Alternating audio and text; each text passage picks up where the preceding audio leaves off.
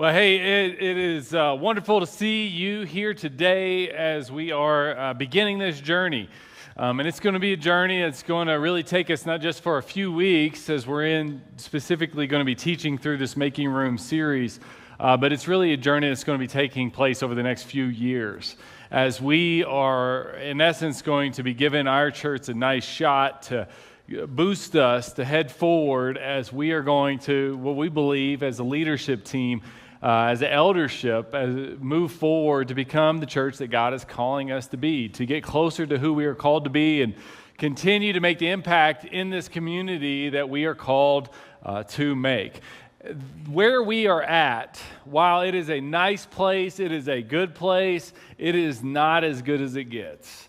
This story that we are writing right now, the Lord is writing through us, is something that has not come to an end. In a lot of ways, you might even say it's just beginning. There are some exciting things that are ahead of us, and there can be a tendency, though, when things are going good in our lives, when things are going good, even in our church, to think that this is as good as it gets, or this is the peak, this is the sort of the crescendo. It kind of reminds me, I'm going to illustrate it this way, it reminds me of the old Olympic gymnastic routines. I don't know if you've ever seen any of these videos or you ever look back on old competitions from the Olympics. If you were to go back into the 1950s, for example, in the Olympics, the routines were rather simple. They were very basic. They had maybe just a couple of twists to them at best. But now the routines are unbelievable. I mean, the things that people are doing are much more complex, and in a lot of cases, much more dangerous. And I don't want you to just take my word for it. I'm going to show you a very brief video that illustrates what it is that I'm saying. Check it out.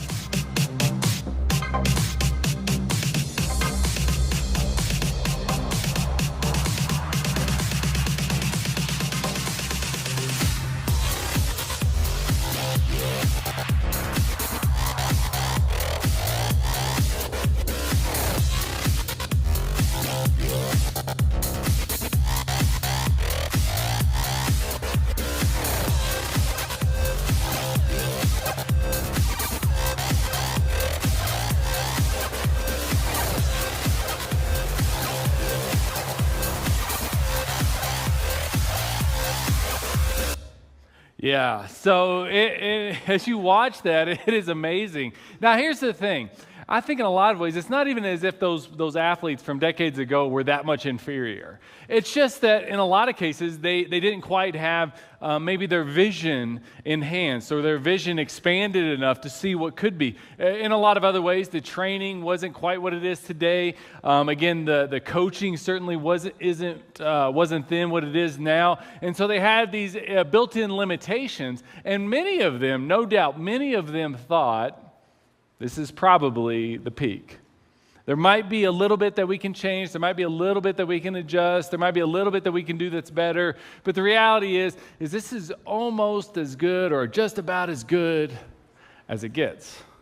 But the lesson that we learn is that often when we get to that particular place, that what we think is as good as it gets, or what we think is the peak, is really just a stepping stone to the next thing. And generally, historically, certainly biblically, almost, not always, but almost always, that next thing is better.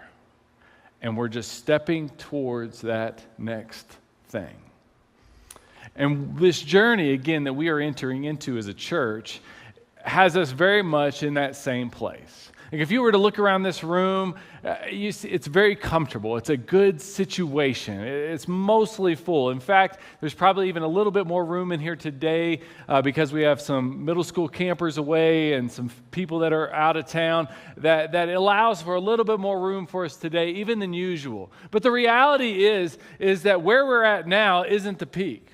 Where we are at now is really just meant to be a stepping stone to us becoming more of who it is that God has called us to be, and more of who it is that we are as a church. I like how one person put it, that what once felt impossible eventually becomes normal. And what feels unthinkable now may one day just become the standard. And that is the journey that we are going to be entering into as a church.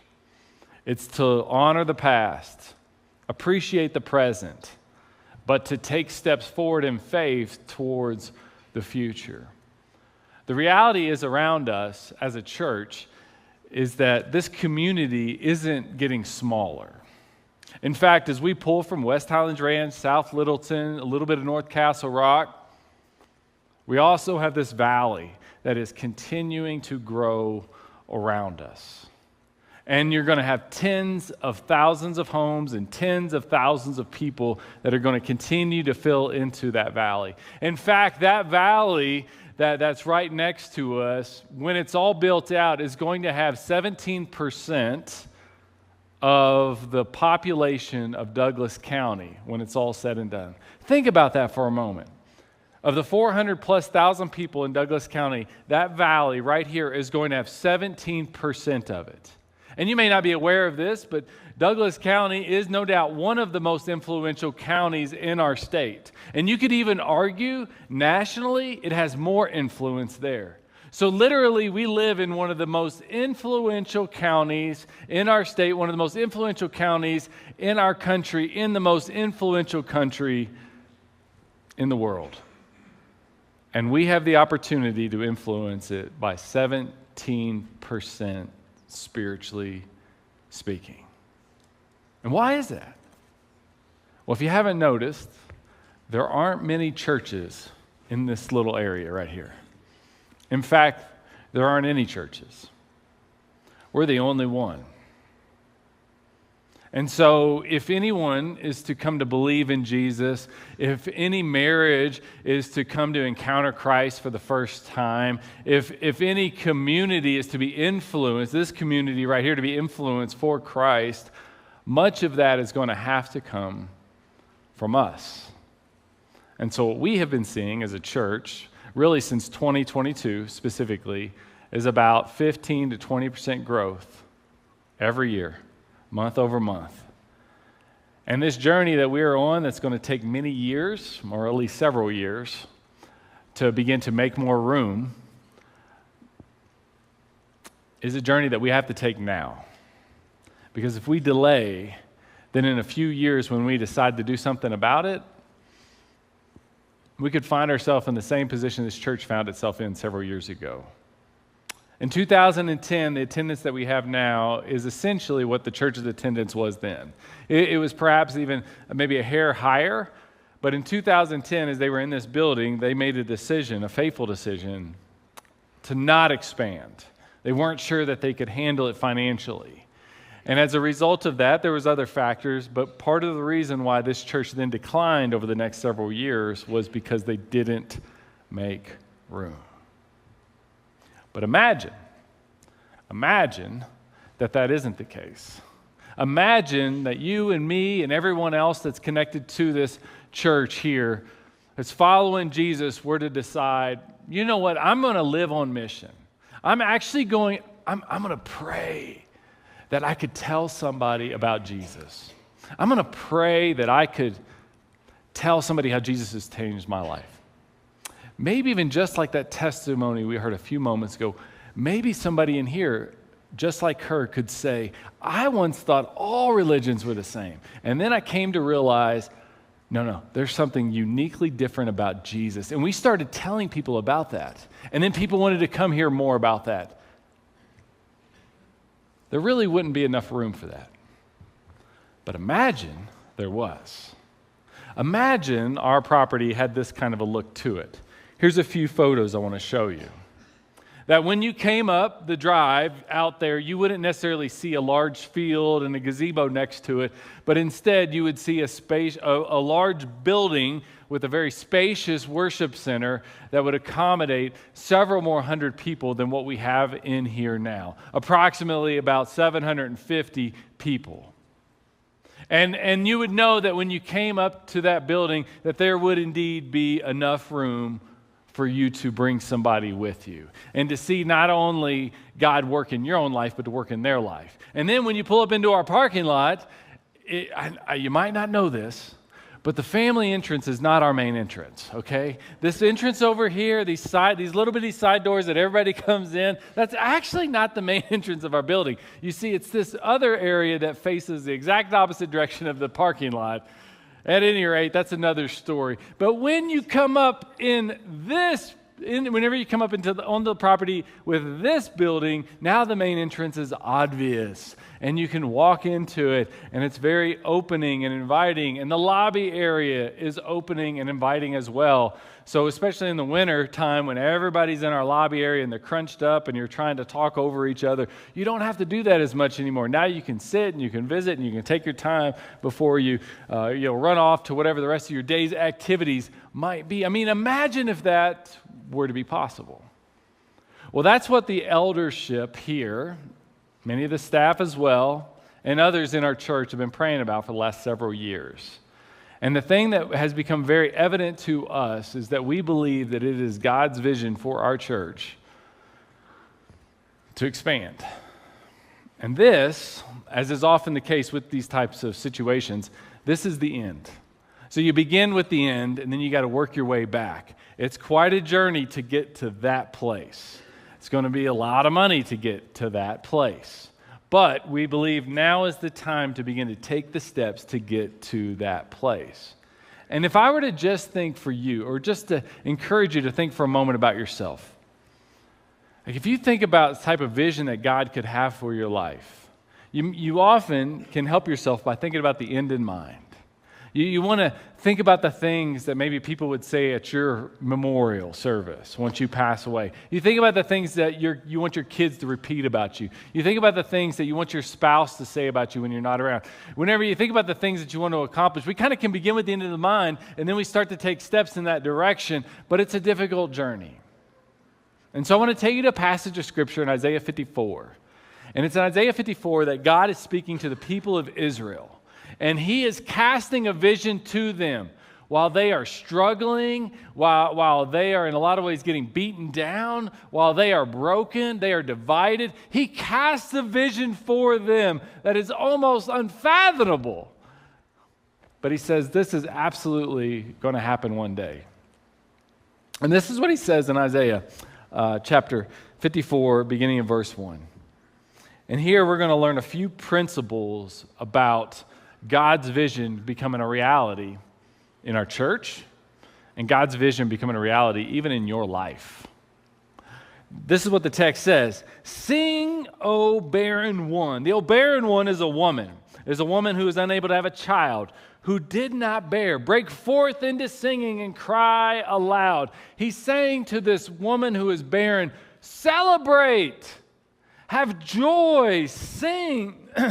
You who have not been in labor. It's like he's rubbing it in, and in the midst of pointing out how bad her life is, that her identity is so crummy, that she has made so many bad decisions, and she has had so many different things come against her. He says, I want you to sing. I want you to cry aloud. I want you to celebrate. For the children of the desolate one will be more than the children of her who is married. God says, I'm going to grab a hold of that identity of yours that is broken, that is discarded, that is desolate, and I'm going to redefine it. And I'm going to offer you something that you can't even imagine. And what we see here, first of all, is that God gives vision before provision. That before it can be experienced, before it can happen, there's before the means to which it can happen, often there's a vision of what it is that could be. That there is a perspective of something that needs to be pursued. And he's saying, I'm going to grab a hold of this identity of yours and I'm going to change it. Now, often, whenever it comes to identity within churches, is that people have a certain identity they want their church to be. They want the church to often just be this place they can come, they can listen a little, they can sing a little, they can hang out, talk to a few people, maybe open the door, drink a little coffee, and then head out. And they kind of want that to just be the identity. And there's certainly churches that kind of fit that mold. And they really don't have room to do much more than that. They don't have ambition or desire to do much more than that. But I would say in our case, that wouldn't be the case. In our case, the identity that we have now is going to be so much more than that. that as we step into this vision, as we move towards this vision, there are steps that are going to get taken. And God hasn't revealed exactly how it's all going to happen, but what he has shown us is that it will happen. And in a lot of ways, it's going to take some incredible steps of faith for it to happen, to make it happen. And in this case, celebration, the celebration in the midst of perhaps the smallness that we are, or maybe the lack that we might have, the celebration that can happen in the midst of all that is us communicating faith. It's us communicating that the Lord is going to provide. It's us communicating, I don't know exactly how it all is going to happen, but it's going to happen. And what exactly is all of that? Well, this picture that we've shared with you is a building that's approximately about $17.5 million, which is, take a deep breath, it's a lot of money, and we know that. And then on top of that, we've got $2 million in debt, $1 million from years ago, whenever this was initially bought and paid for, another $1 million from a water project where we connected the city water. So there is quite a bit that has to get done. There are steps that have to get taken, great steps, healthy steps, debt elimination, accumulation of reserves, and then whenever the time is right, we can break ground and move forward. But we have to do this now. And if we don't, then we may make the same mistake that the church made so many years ago. And one of the lessons, catch this, one of the lessons that I've learned just even working through the sermon is that the longer it takes you to pursue vision, a God-given vision, the more that vision diminishes in your life. The longer it takes you to pursue something that God has put on your heart, the more that vision is going to diminish along the way till it actually may happen, or it may just not happen at all. For example, you may say, you know what, I want to have 4 or 5 great family vacations before my kids go off to college, before my kids are married. I want to make sure that we do that. And you just have this vision, you have this feeling, this is what you need to do. Well, if you don't pursue that, guess what? The clock is still ticking. And those kids are still getting older. And then they have their own lives that they begin to start to live. And before you know it, if you don't pursue that, well, it's only 1 or 2 of those vacations that may happen.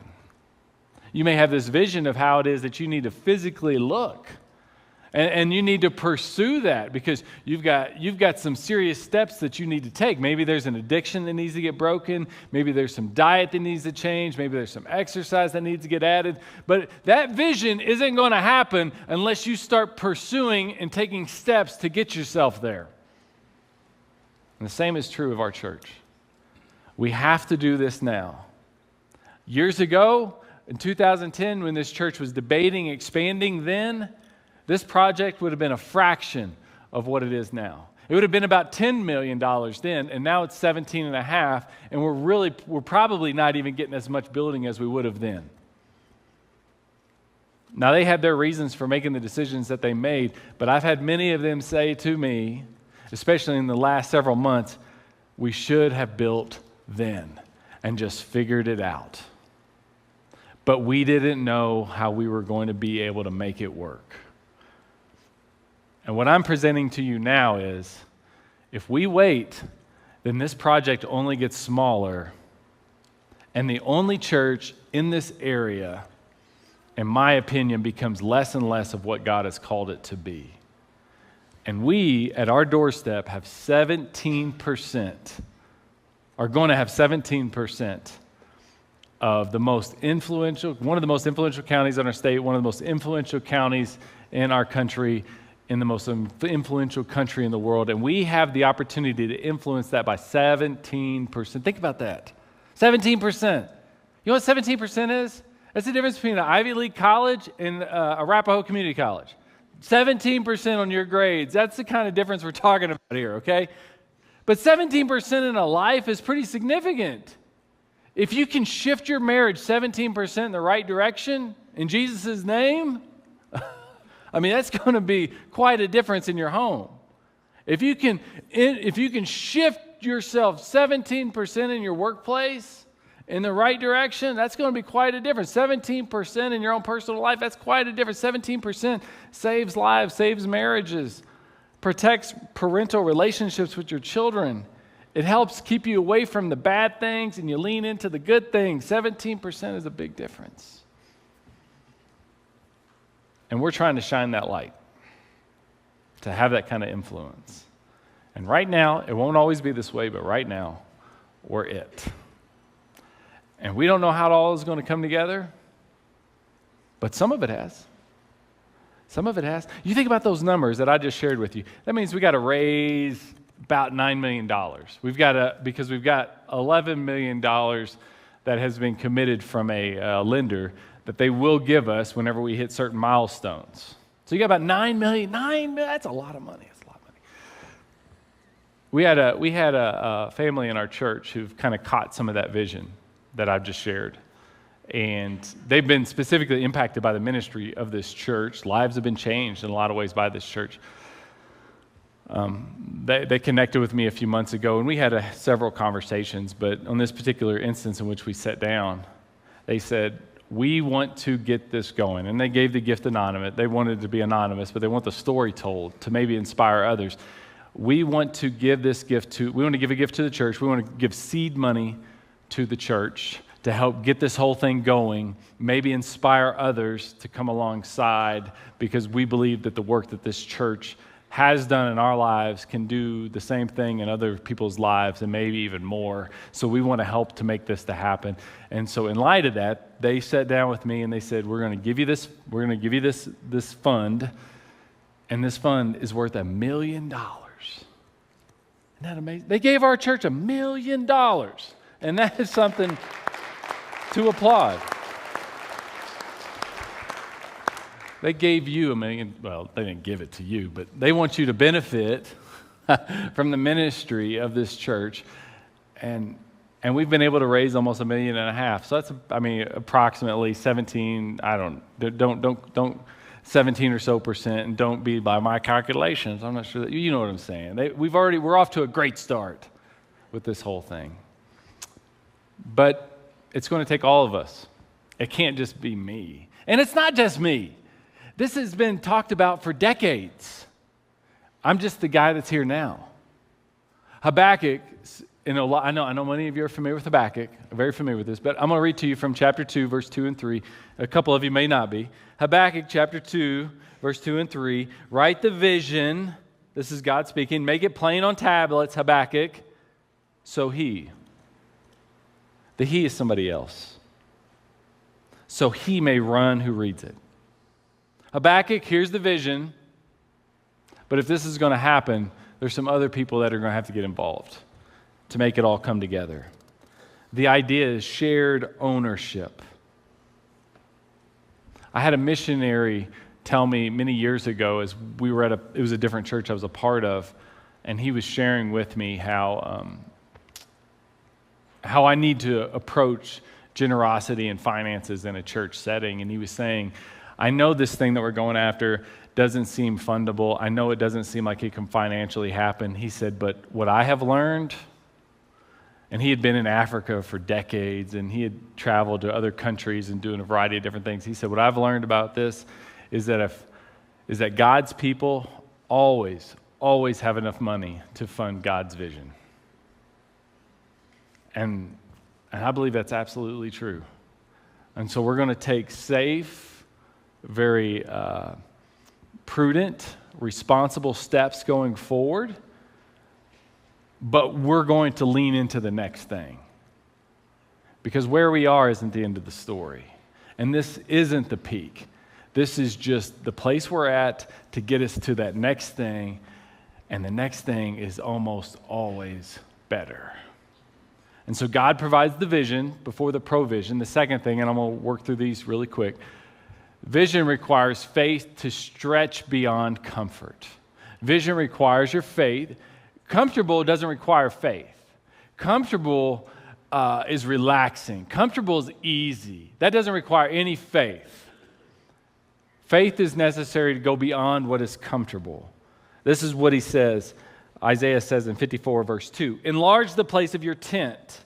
Let the curtains of your inhabitants be stretched out. Do not hold back. Lengthen your cords. Strengthen your stakes. What's interesting, as there's this command to enlarge the tent, is that the command to enlarge precedes the growth that is to happen. And he's saying to Isaiah, you have to get ready for what it is that I'm about to do. And he offers these different imperatives there. He says, enlarge, stretch, do not hold back, lengthen, strengthen. God does not say, wait until you see enough increase to move forward. He says, no, make room because increase is coming. And the thing about this is it wouldn't have been comfortable, it wouldn't have been convenient to do that with a tent. Expanding a tent would have required more fabric. It would have required larger, deeper stakes. It would have required longer cords. The vulnerability in the process would have been increased. It wouldn't have been comfortable, but it was necessary. And we live this with all of us who have kids. You have a kid who's growing, their toes get to the end of their shoes, and then what happens? Then you tell them to suck it up, and then you wait a couple more months. Because you got to time that just right, you know? I mean, you don't want to buy them new shoes right before the summer. You want to get it at the end of the summer.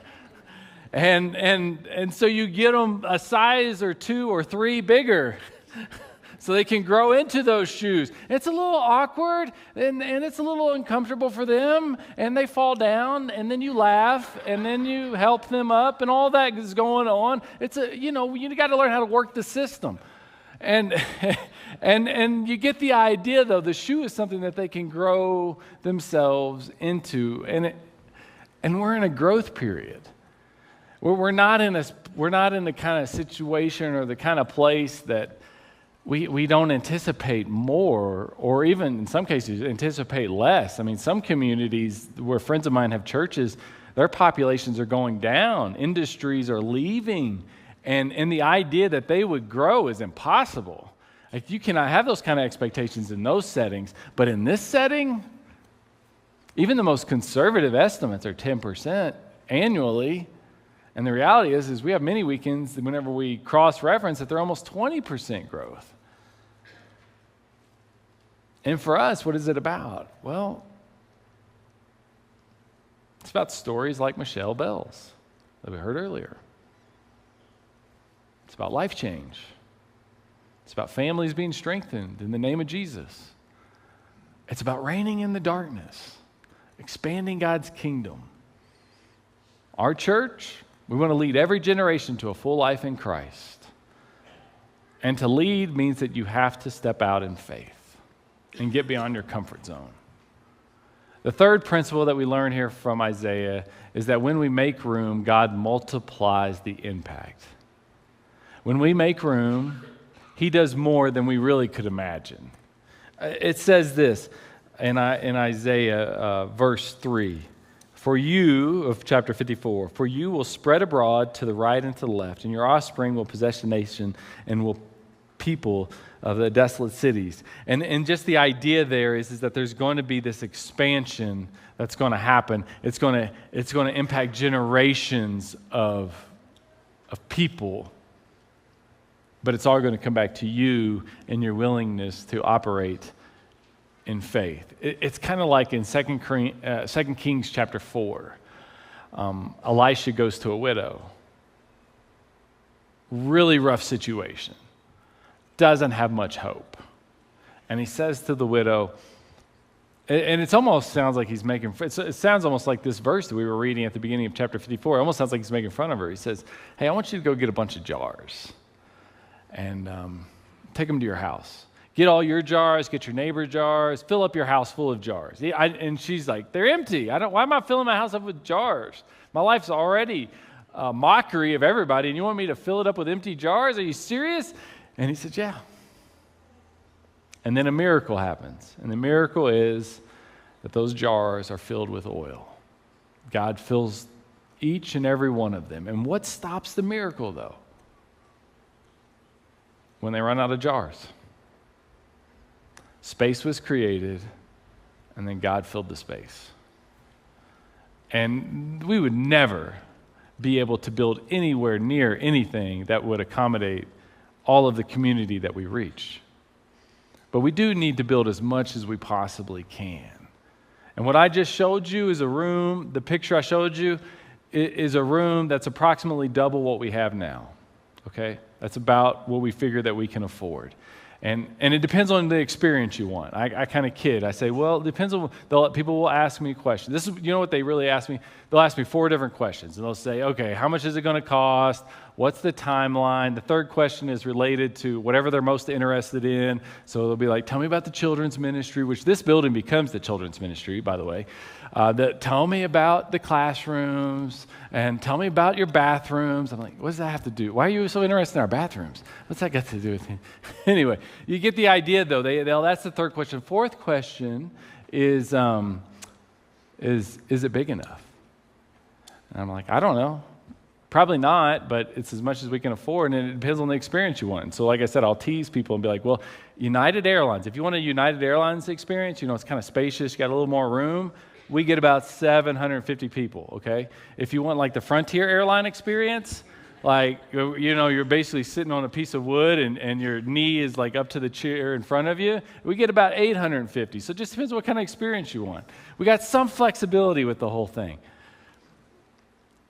The point is we have to take steps to be who it is that God has called us to be. And it starts now, and this is the beginning, this is exciting, but it's going to take us a few years to even get to a point where we can break ground. But we have to do this thing now because the clock's ticking. And when we take these steps of faith, it's amazing what God multiplies and the impact that he can have, like he does, like he did. Luke 14, Matthew 9, the story of the feeding of the 5,000. I think a lot of us kind of feel like that little boy.